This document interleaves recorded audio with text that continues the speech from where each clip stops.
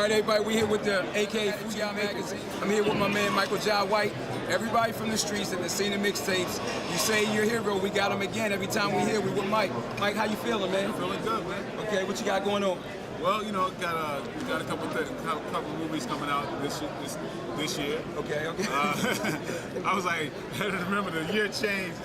Okay, well, I got this movie with Stone Cold Steve Austin called Hangover 14 coming out. Okay. Another movie with Mario Van Peebles called Where the Party. Okay. That's coming out. I don't know when, but it's coming out this year. And I got Never Back Down 2 coming out this summer. Okay. I directed that. Okay, you know, all right, so you on the other side of the camera now? Yeah, both sides. Okay, I jumped on that side and that side. Okay. How was that? What's that like? Dude, I mean, I kid you not, it's the best mixed martial art movie today. Okay. There's really nothing that compares to it. Okay. I got a cast that was amazing. Okay. Like, I got great actors and terrific martial artists. I mean, I got people like Lyoto Machida, who's like a real fighter and real martial artist. People like that, you know, and just people who stand out on both sides. It's funny. We can show that.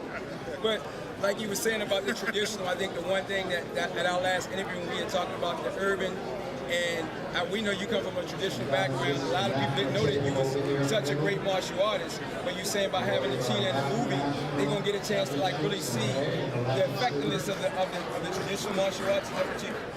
Well, yeah. Basically, I mean, it's an homage to traditional martial arts, and I bring that back, and we're starting to see the people who are skilled traditionally, even in fighting, you know, MMA, see how they prosper.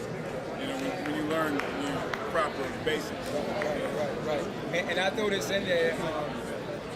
Still, but when you take somebody like you, and we talk about that with that little soulful urban feel into the mix of traditional martial arts, and I know because when we did that interview, I just get so many people talking, man, I ain't know that existed. So you telling me guys can take Oyama's karate and put some soul behind it, like William Oliver or some cats, and go to Japan and do an incredible job? Or we take somebody like you. I mean, how important is that soulful essence once again with that tradition? Well, if you say traditional, we go back to where it started. Yeah. Okay, where it started there, man. Benny Hassan. Yeah. You know what I mean? Like, it's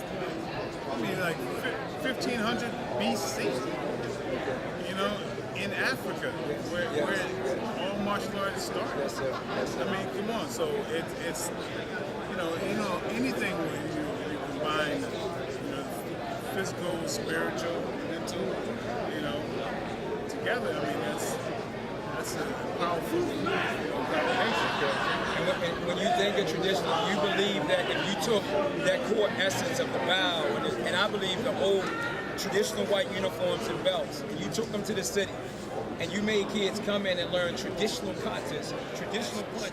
It's totally about discipline. Sometimes the fighting aspects are a deterrent, and it's a distraction from what the true, gift is. It's tradition. It is the discipline usually held out in a traditional manner. If I have my discipline together, I can do anything I want. I don't care what it is, because it's about pitting your mind against something.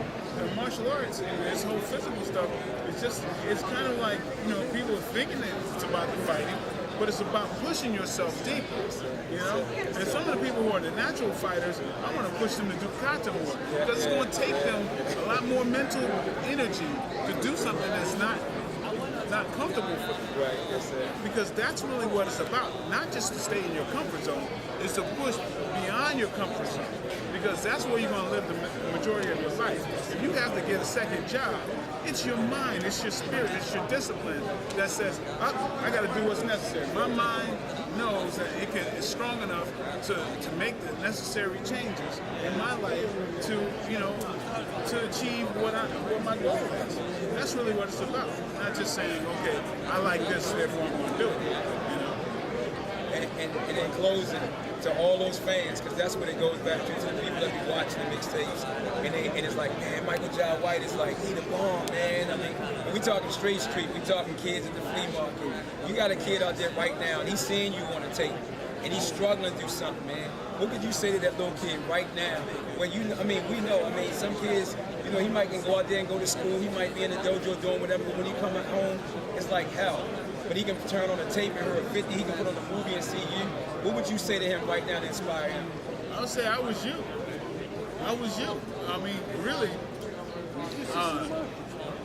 like adversity, especially in the inner city, it's a blessing if you get out of it.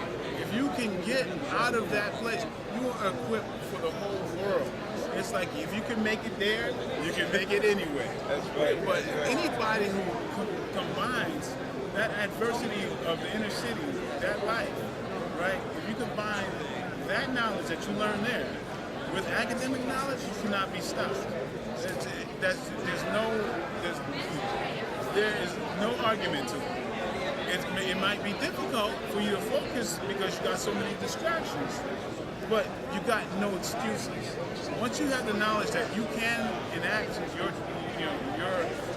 own ability to change. I mean, hey, our forefathers went through. I think they had a harder time than us.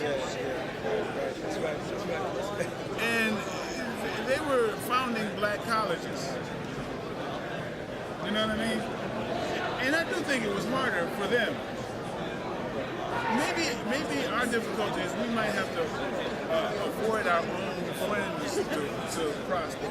We might have to avoid what society tells us is our priorities and all this stuff. All these things that get our education to move further. But we're made of some strong stuff. I mean, I feel like in the inner city poor, it was a blessing. If I didn't have that, I wouldn't appreciate where I am now so much. You know what I mean? And I thank you for that. And in closing, I say that to you. Even the kids out there, you battle and try and figure out, well, I ain't feeling him, I ain't feeling that. And we both come from that environment. But look how we can come together and have peace. So should nobody out there quit. Hold on, keep it real. Michael Jai White, my hero. All right, bro.